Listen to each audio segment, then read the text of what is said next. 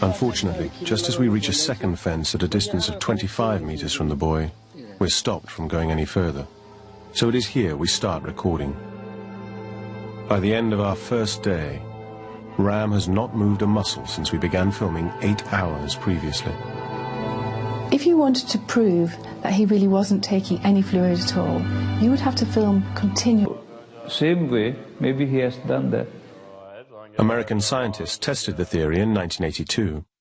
Monks were soaked in sheets of cold water. 45 minutes later, steam began rising through the cloth. Some of the studies that I've been doing have shown that even novices using Tibetan chanting can increase their tolerance to cold press of pain by 100% or more.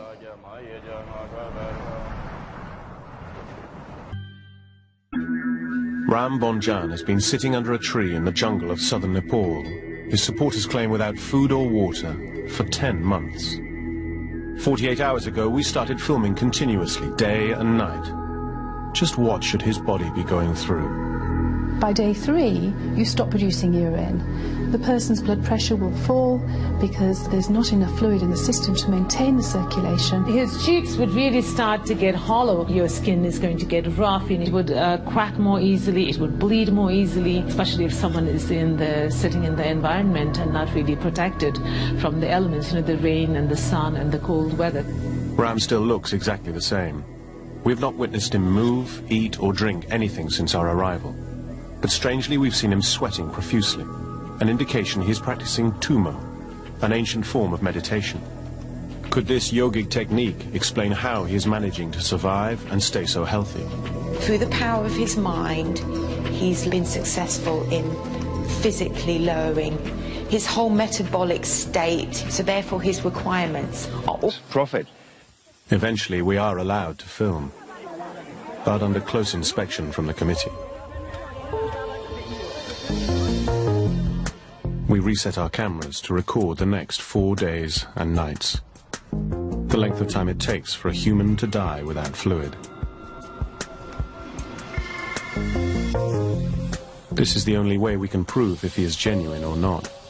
After 48 hours of continuous observation, Ram still hasn't moved. What is almost unbelievable is the fact that this child manages to stay in the same position during waking hours and sleeping hours. Try sitting for 30 minutes or an hour, 3 hours, not moving, just concentrating. And within 24 to 36 hours, where the skin surface reaches the contact point of where you're sitting, you will get damage to that skin area.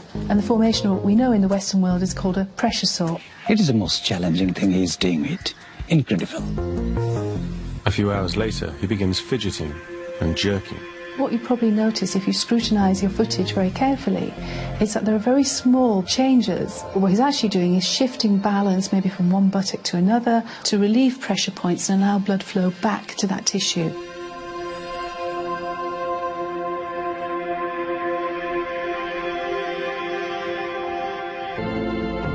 No one really knows what Ram is thinking, how he is surviving, or if he is Buddha. And so it turned out. March the 13th, 2006, events took a turn that no one could have anticipated. Ram disappeared. Some reports suggest he's gone deeper into the jungle to continue his meditation in peace, undisturbed. Other reports are more sinister, claiming that he's been kidnapped. Perhaps Ram has decided against being a scientific miracle or a religious icon. The once thriving bazaar and bus park is deserted, the fence is broken, and the only trace of Ram is a red robe lying discarded in the hollow of a tree. He has not been seen since.